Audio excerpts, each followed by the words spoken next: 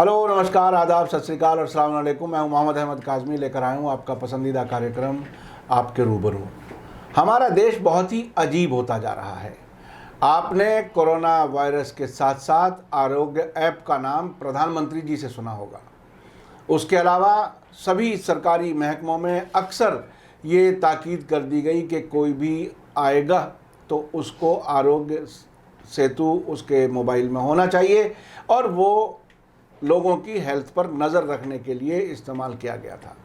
लेकिन क्या किया जाए, ऐसी गैर जिम्मेदार सरकार के अब ये कहा जा रहा है कि आरोग्य सेतु हमारा नहीं है, हमें नहीं मालूम किसका है।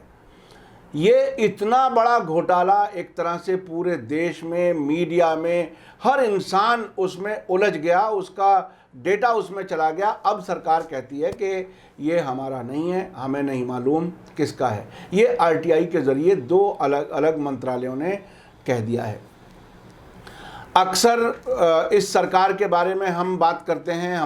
हमारे ख़ास मेहमान हैं रविंद्र कुमार जी, पेशे से वकील हैं, लेकिन साथ साथ एक बहुत अहम काम करने वाला राष्ट्रीय मुक्ति मोर्चा उसके प्रेसिडेंट हैं। इन्होंने फॉर्मर प्राइम मिनिस्टर के ख़िलाफ़ कानूनी कार्रवाई की थी, नरसिम्हा राव जी के ख़िलाफ़, और ये पहला वाक़या था कि देश में आज़ादी के बाद किसी इतने बड़े आदमी से सवाल पूछा जा सके, उसको कटहरे में खड़ा किया जा सके। रविंद्र कुमार जी, वेलकम है आपका मीडिया स्टार वर्ल्ड में, आप हमें समय दे देते हैं। ये आरोग्य सेतु की कहानी क्या है? आखिर इतना बड़ा घोटाला कैसे हो गया? अभी तो हम कोरोना से बाहर भी नहीं निकले और अभी पता चल रहा है कि सरकार कहती है कि ये हमारा नहीं है, डिसोन कर रही है। आखिर आप इसे कैसे देखते हैं? देखिए, जब से 2014 से मोदी सरकार आई है तो इस देश में एक काम बड़ी शिद्दत और बड़ी खूबसूरती के साथ किया गया है कि सारी संस्थाओं को नंगा करके चौराहे पर खड़ा कर दिया गया है। उनके अंदर कोई हिम्मत नहीं बची है, उनकी कोई वैधानिकता नहीं बची है, और सारी संस्थाएं जो हैं एक तरह से आप समझो कि सड़क के जो कुत्ते होते हैं उनकी तरह हो गई हैं। ये मैं भारी हाँ, मैं वही कह रहा हूँ कि आपने बड़ी वो इसे कर रहा हूँ कि आरोग्य सेतु ऐप को आप देखेंगे कि प्रधानमंत्री ने जब कोरोना का पहला उद्बोधन किया, देश को बताया, तब उन्होंने कहा कि आप सबको आरोग्य सेतु ऐप जो है डाउन करना है। जी। मिनिस्ट्री ऑफ होम अफेयर जो कि पूरे कोरोना की नोडल एजेंसी है, उसने कहा आरोग्य सेतु आपको डाउन करना पड़ेगा और तभी आपको कोई सुविधा मिलेगी। आरोग्य सेतु के बारे में आप एक चीज़ जान लीजिए, अगर आप हवाई जहाज की सेवा लेना चाहेंगे तो आरोग्य सेतु डाउन होना चाहिए। रेलवे में चढ़ना है तो आरोग्य सेतु होना चाहिए। किसी 5 स्टार होटल या किसी सार्वजनिक होटल में जाना है तो आपके पास आरोग्य सेतु होना चाहिए। अगर आपको सुप्रीम कोर्ट, हाई कोर्ट या किसी निचली अदालत में भी प्रवेश करना है तो आरोग्य सेतु जरूरी था। बच्चे के स्कूल जाना है तो आरोग्य सेतु जरूरी था। यहाँ तक कि ओला और उबेर की टैक्सी भी अगर आपको बुक करनी है तो आपके पास आरोग्य सेतु होना चाहिए। मैं इसके खिलाफ था। मैंने आज तक अपने जीवन में आरोग्य सेतु किसी भी मोबाइल में डाउन नहीं किया है, क्योंकि मैं इसे पहले दिन से मानता था ये मोदी सरकार का कोई बड़ा फर्जीवाड़ा है। और आज के दिन जब CIC ने कहा है, चीफ इंफॉर्मेशन कमिश्नर RTI वाले ने कहा है कि भाई मिनिस्ट्री ऑफ NIC और इंफॉर्मेशन टेक्नोलॉजी यानी नेशनल इंफॉर्मेटिक्स सेंटर से उन्होंने पूछा भाई आरोग्य सेतु किसने बनाया, किसका है, किसके नियंत्रण में है, या मिनिस्ट्री ऑफ इंफॉर्मेशन टेक्नोलॉजी से पूछा कि भाई ये किसका है, तो उन्होंने कहा जी हमें इसके बारे में कुछ नहीं पता है। मेरा ये मानना है कि आरोग्य सेतु जो है PLA जो पीपल्स लिबरेशन आर्मी है, जो कि चीन की सेना है, उसने बना के हिंदुस्तान में डाला और उसने हमारे सारे डाटा जो है चीन की सेना ने अपने पास हथिया लिए हैं। और चूंकि मोदी सरकार कहीं भी चीन का नाम नहीं लेती, यानी अर्वाचीन बोलना हो, प्राचीन बोलना हो, समाचीन बोलना हो तो चीन का नाम आता है तो वो शब्द इस्तेमाल मोदी जी नहीं करते। इसीलिए वो कहते हैं आरोग्य सेतु के बारे में हमें नहीं पता। अब आप कहेंगे कि आरोग्य सेतु के बारे में इतना बड़ा देश है, इतने डाटा इकट्ठे हो गए, ये पता है कि मैं आपसे कितनी बार मिला हूँ, एक आदमी अपनी बीवी के साथ कितनी बार मिला ये आरोग्य सेतु बता देता है, घर के कितने लोगों से मिला ये वो बता देता है। और वो जानकारी जो है भारत सरकार के पास नहीं है, चीन की आर्मी के पास है। इसका मतलब समझिए आपकी आज़ादी को देश की सरकार ने चीन के सामने गिरवी रख दिया है। ये बहुत खतरनाक सूरत हाल है। नहीं, ये बहुत क्योंकि, बड़ा इल्ज़ाम है मैं जो लगा रहा हूँ। ये हाँ, ये बहुत बड़ा इल्ज़ाम है। और डेटा की चोरी का मतलब देखिए, आम तौर पर इंसान ये समझता है कि कोई बात नहीं, मेरा नाम चला गया तो क्या जाता है, मेरे फादर का नाम चला गया तो क्या जाता है, मेरी डेट ऑफ बर्थ चली गई, मेरा एड्रेस चला गया, मेरा बैंक अकाउंट की डिटेल चली गई तो क्या फ़र्क पड़ता है। आम तौर पे इसे लोग इग्नोर करने लगे, लेकिन ये कितनी अहम बात है। आप वकील के तौर पर आप बताइए कि ये पर्सनल डेटा कितना इम्पोर्टेंट और क्यों ऐसा इम्पोर्टेंट, जिसकी वजह से आप ये इतना बड़ा एक तरह से इल्ज़ाम भी लगा रहे हैं और इसे बहुत बड़ा घोटाला भी बता रहे हैं। देखिए ऐसा है, क्योंकि आम लोगों को ये समझना बहुत ज़रूरी है। ये जो मोबाइल है, हाँ। ये पूरा जासूस है।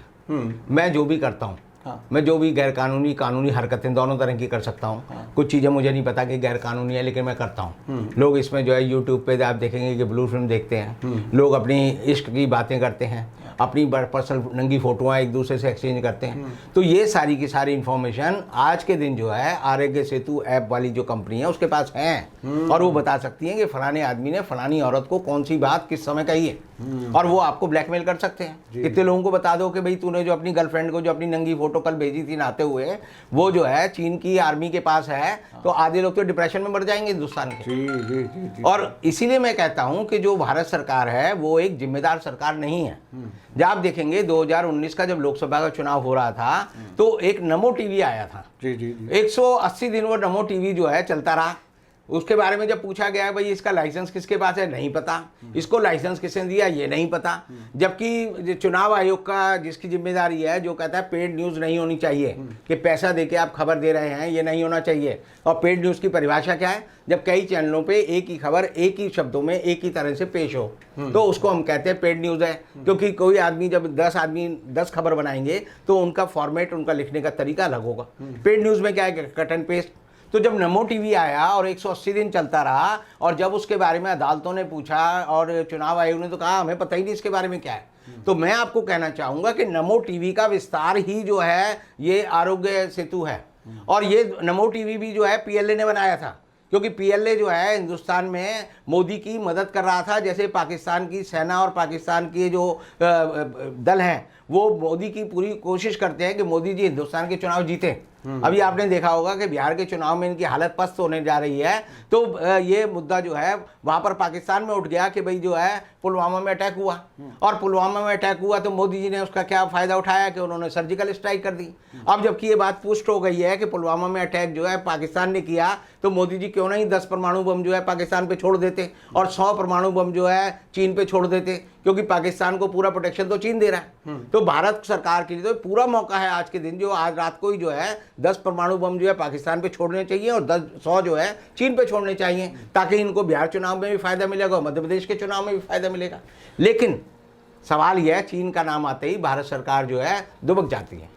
और भारत सरकार अब दुबक इसलिए रही है क्योंकि उसे पता है कि हम जो पोल खुलेगी तो हम जो है मारे जाएंगे, हमारी सारी पोल खुल जाएगी। क्योंकि चीन से मोदी सरकार का जो रिश्ता है वो वैसा है जैसे बाप बेटे का रिश्ता होता है। वो जो है उसके हर ऐप को, हर चीज़ को छिपाने में लगी हुई है, और यही देश के लिए एक बड़ी विडंबना है और इस यही एक संकट की बड़ी बात है। तो नहीं, मैं इसमें तो इस तरह से देखता हूँ कि देखिए, हमारा पाकिस्तान यानी भारत का खुला दुश्मन है, माना जाता है। बिल्कुल।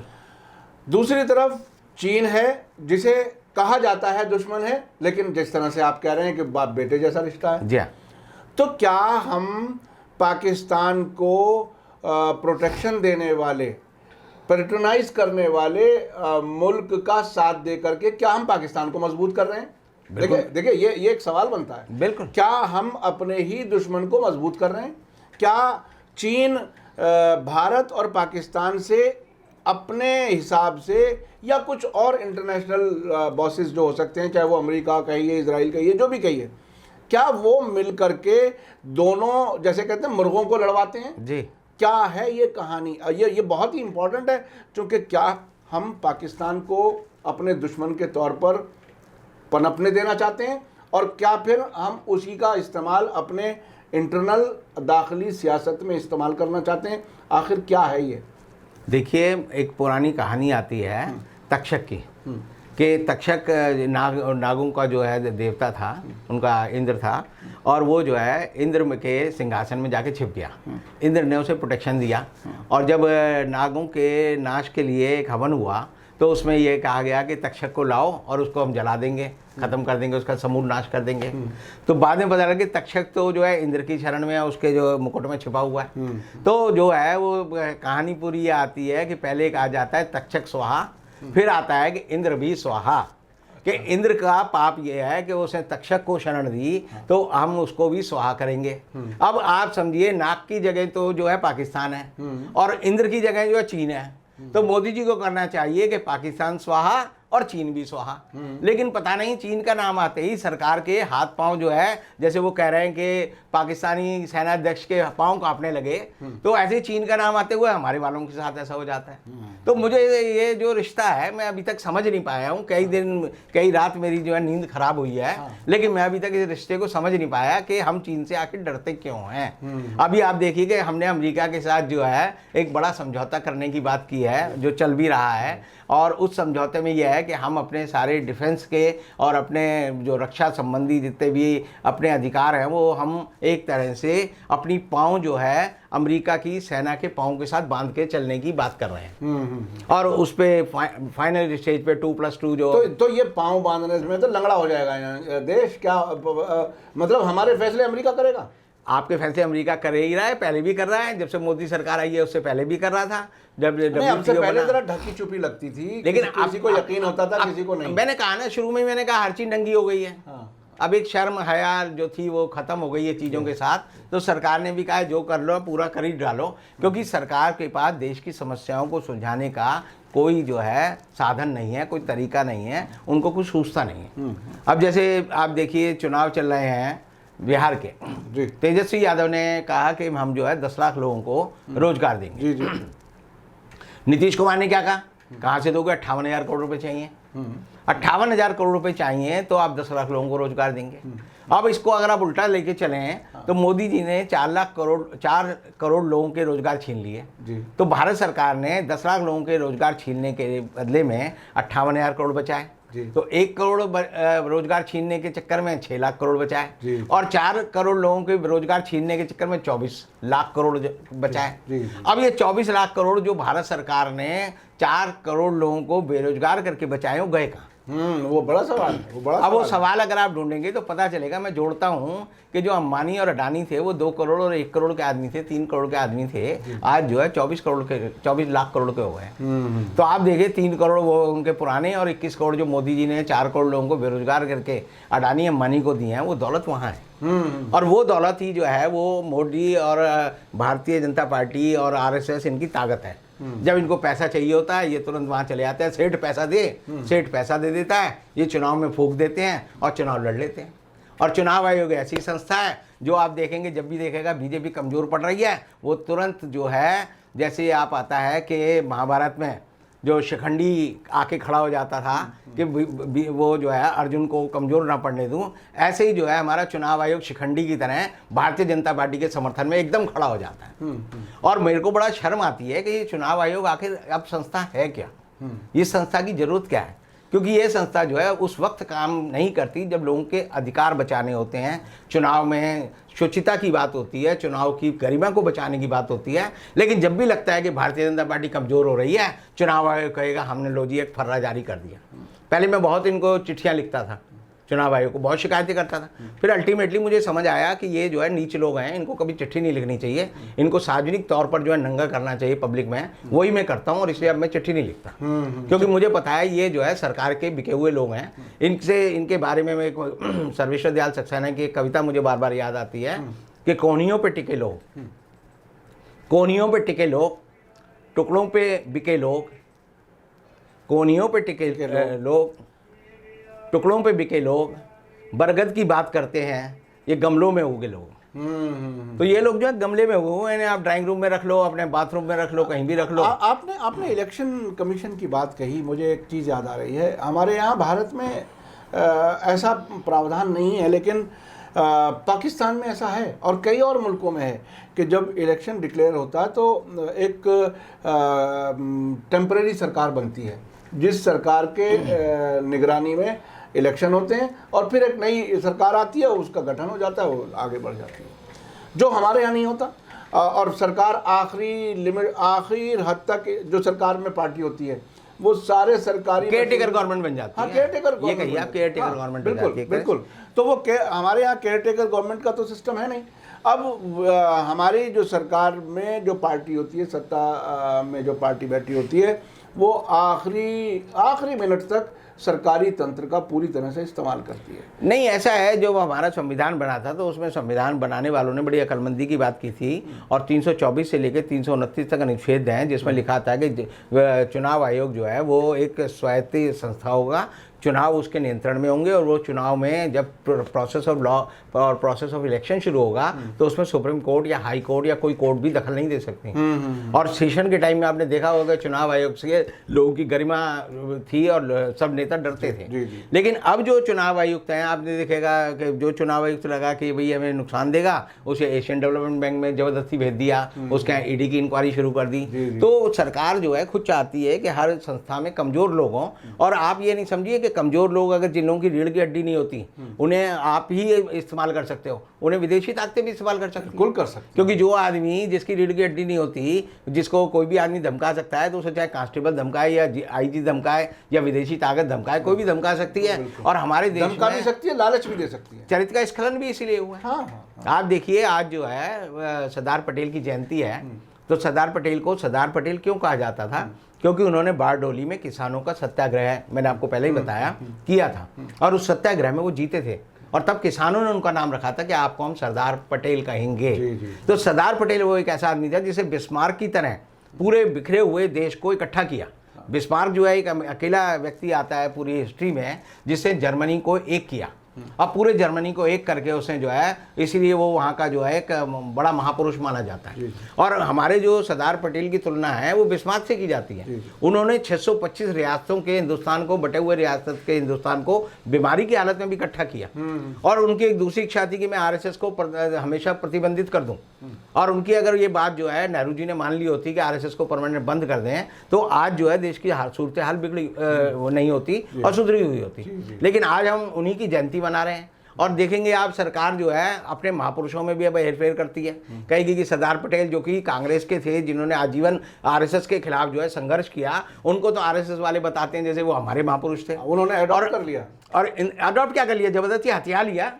ये तो ऐसे है, रावण वंश के लोग कहें जी रामचंद्र जी हमारे थे कि इन्होंने हमारे दादा और हमारे पुरखों को मारा था, हमारा पुरखा इनकी बीवी को चुरा लाया था, तो आपका वो पुरखा नहीं बनेगा, मन में तो टीस रहेगी। तो उनके मन में हमेशा टीस रहती है। वो आधी किताब पढ़ते हैं सरदार पटेल का, वहां तक तो पढ़ेंगे कि जहाँ तक वो रियासतों को एक कर रहा है, लेकिन जैसे ही आएगा कि आरएसएस पे रोक लगा दो, ये सांप्रदायिक संगठन है, और उन्होंने गांधी जी की मौत पे कहा कि अगर नेहरू जी इस पे रोक लगा देते तो हमें जो है महात्मा गांधी को नहीं खोना पड़ता, क्योंकि आरएसएस जो नफरत फैलाती है उसकी वजह से जो है महात्मा गांधी की जो है हत्या हुई है, और जिन लोगों ने हत्या की वो सारे आरएसएस के लोग थे, चाहे वीर सावरकर हो या नाथूराम गौडसे हो।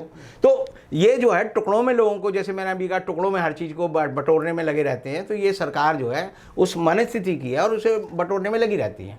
और इसमें एक पुरानी हिंदी की कहावत आती है कि उत्तम से उत्तम मिले, मिले नीच से नीच, पानी से पानी मिले, मिले कीच से कीच। तो जो जैसा स्वभाव होता है वैसी चीज़ें एक दूसरे को ढूंढ लेती हैं।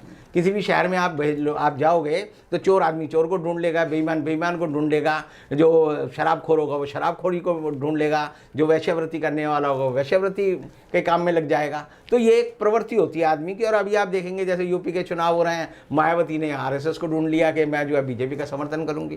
तो ये जो इनकी मूल प्रवृत्ति है उससे बच नहीं सकते। और इसीलिए देश में जो संकट है, मैं ये कहूँगा आज के समय का संकट हमारा ये है कि हमारे पास कोई ऐसी संस्था नहीं है जिसके पास आप जाकर बड़े गर्व से कह सकें कि ये देश की रक्षा कर लेगी। एक भी संस्था हिंदुस्तान में ऐसी नहीं है जो देश की रक्षा कर सके और लोगों को कॉन्फिडेंस दिला सके कि आप जो है सुरक्षित हाथों में हैं।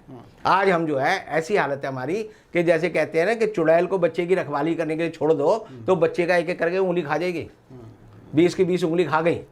तो आप तो सोच रहे हैं कि बच्चे की रक्षा कर रही है। तो ये सारी चुड़ैलें जो हैं हमारे देश में बैठी हुई हैं और हम सब लोगों की जो उंगलियां और ये नाखून और ये हाथ वाथ सब खा जाएंगे और हम जो है लोथड़े की तरह बैठे रहेंगे और सोचते रहेंगे देश क्या था, क्या हो गया और कैसा होने वाला। अच्छा, आखिर में मैं सिर्फ एक दो छोटे छोटे से सवाल करना चाहता हूँ। एक तो ये कि क्या अब सिस्टम हम ये समझ लें कि सिर्फ देश के अंदर चुनावों को जीतने के लिए देश को कितना भी बड़े से बड़ा नुकसान पहुंचाया जा सकता है। जो बात आपने कही कि ये अडानी अंबानी इनको पैसा पहुंच रहा है और ये अपने इलेक्शन जीत लेते हैं, तो इसका मतलब ये हुआ कि सिर्फ चुनावों के खर्च करके ही देश हर बार तबाह से तबाही की तरफ और आगे बढ़ रहा है। हम और ज़्यादा तबाही की ओर जा रहे हैं, क्योंकि अभी तो आप जो है देश के पूंजीपति आप पे कब्जा कर रहे हैं, फिर विदेशी पूंजीपति देश के पूंजीपति को खा जाएंगे। तो एक दिन पता चलेगा कि हमारे यहाँ जो है PLA का कभी लगेगा कि उन्होंने कब्जा कर लिया हिंदुस्तान में, कभी लगेगा अमेरिका ने कब्जा कर लिया। छोटे छोटे टापू में देश बन जाएगा कि ये अमेरिका के कब्जे वाला हिस्सा है, ये पाकिस्तान के कब्जे वाला हिस्सा है, ये जो चीन के हिस्से वाला कब्जा है, ये ब्रिटेन के हिस्से वाला कब्जा है। और ऐसी हालत में जो एक देशभक्त आदमी है जिसके लिए हमने देश को आज़ाद कराया, वो आपको लगेगा कि इंदिरा गांधी ने जैसे कहा था कि मेरे खून का एक एक कतरा जो है देश की अखंडता और एकता के लिए है, तो आपको लगेगा हमारा तो सारे खून ही ये लोग चूस गए, हमारे पास तो कुछ बचा ही नहीं लड़ने के। बिल्कुल। अच्छा, ये जो आरोग्य सेतु अब है, आप चूँकि वकील हैं, आप लोगों को ये मशवरा दीजिए कि अब क्या ये लोग इसे अनइंस्टॉल कर दें, ख़त्म कर दें अपने अपने मोबाइलों से? आप अनइंस्टॉल कर ही नहीं सकते। सरकार ने ऐसी व्यवस्था कर रखी है, सरकार ने अपने उसमें तो बना रखा है कि कंपलसरी है। अगर आप सुप्रीम कोर्ट जाओगे तो मेरे को आरोग्य सेतु दिखाना पड़ेगा, नहीं तो मैं घुस ही नहीं देगा वो मुझे। और साथ साथ ये भी कह रहे हैं कि हमसे कोई, और साथ ही साथ कह रहे हैं हमारा भी नहीं है। तो ये तो बहुत ही, तो वो कह देंगे अपने रिस्क पे जाओ आप। नहीं तो ये तो बहुत ही दोगली बात है। मतलब या तो अगर सरकार वहाँ उसे नेसेसरी कर कह रही है कि ये ज़रूरी है, तो ये भी कहे कि ये हमारा है, हमारे कानून से चल रही है, तो ये फिर कहाँ जाए आम आदमी? मतलब सरकार से सर फोड़े और क्या करें। आप ऐसे मुल्क में रह रहे हो जिस मुल्क का कोई जो है खैर ख्वाह नहीं है, जी। इसका कोई संरक्षक नहीं है। हम यतीम हैं। एक पूरे 138 करोड़ लोगों के देश को यतीम बना के रख दिया इन्होंने, और सारे यतीम लोग जो है सोच रहे हैं कि हम किसके सहारे जी रहे हैं। ये बहुत ही तकलीफ़ की बात है। देखिए, जिन लोगों ने इस देश को आज़ाद कराया, जिन लोगों ने यहाँ धर्मनिरपेक्षता को पाला पोसा, जिन्होंने देश की तरक्की की ख्वाब देखी, जिन्होंने दिन रात मेहनत करके इस मुल्क को आगे बढ़ाया, अब वो अपने आप को ठगा हुआ महसूस कर रहे हैं। तो ये बहुत ही ख़तरनाक सूरत हाल है। कोई ख़ास बात आप आखिर में कुछ कहना चाहें इसके बारे में? मैं इसके बारे में यही कहना चाहता हूँ कि जैसे लोग जाग रहे हैं, हाँ। जैसे बिहार में लोग जागे हैं, मध्य प्रदेश में लोग जागे हैं, और जगह जगह चुनाव हो रहे हैं, अगर लोग अपने मन में ठान लें कि हमें एक ऐसी सली गड़ी सरकार को जो उखाड़ फेंकना है, तब आप उसे बाहर कर पाएंगे। अब जैसे दिवाली का मौसम आ रहा है, तो दिवाली का एक ही हमारे यहाँ संदेश होता है कि घर में जो गंदगी है उसे बाहर निकालो, चाहे जाले लगे हुए हैं, चाहे सीलन आई हुई है, सारी गंदगी को साफ कर दो। तो ये जो मौका है, देश में जो गंदगी है, जो दिल्ली में सल्तनत में बैठी हुई गंदगी है, दिल्ली की संस्थाओं में जो गंदगी है, आप उनके सब लोगों को पहचानो और उनको झाड़ू लेके जो है बाहर निकालो, और तभी हम जो है स्वच्छ वातावरण में जी पाएंगे, और तभी आरोग्य सेतु की जगह हमें अंदर आरोग्य आएगा। नहीं तो आदि जो है हमारे मुहाने पे खड़ी है। और सही मायने में स्वच्छ भारत तभी होगा। हाँ, तो ये एक बड़ा मैसेज आपने दिया। और संस्थाओं के खात्मे की बात आपने जो कही, ये बहुत ही ख़तरनाक इशारा है।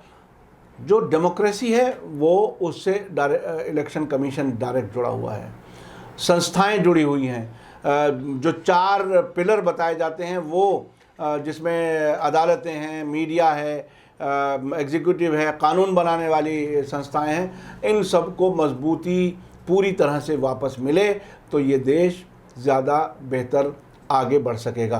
बहुत बहुत शुक्रिया आपका, आपने हमें वक्त दिया। मैं दर्शकों से कहना चाहूँगा कि ये आंखें खोलने का वक्त है। आरोग्य सेतु, जिसमें आप लोगों ने अक्सर अपने अपने मोबाइलों पर ले लिया है और वो डेटा चीन में जा रहा है, ऐसा बताया है रविंद्र कुमार जी ने, और ये सरकार डिसोन कर रही है कि इसका हमसे कोई ताल्लुक़ नहीं है। तो ये बहुत ही ख़तरनाक सूरत हाल है। आप सभी को गौर करने की ज़रूरत है और स्वच्छ भारत बनाने की ज़रूरत है, जैसा कि रविंद्र कुमार जी ने कहा। इसी के साथ मुझे दीजिए इजाज़त। धन्यवाद, शुक्रिया, जय भारत, जय हिंद।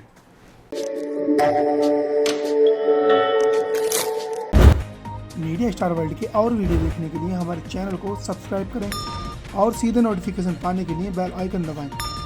और अगर हमारी खबर सच्ची और अच्छी लगे तो अपने व्हाट्सएप, इंस्टाग्राम, फेसबुक और ट्विटर अकाउंट पर ज़रूर शेयर करें।